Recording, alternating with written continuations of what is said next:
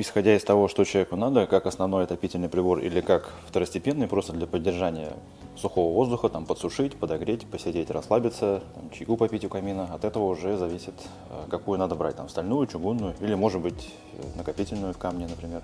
Как основной источник отопления можно использовать все три вида печей: стальные, чугунные и накопительные из талькохлорида. Но если хотите получить красоту огня, так называемая игра огня, игра пламени, то лучше выбирать стальную печку, потому что там более качественная, скажем так, герметичность топки, она более герметичная.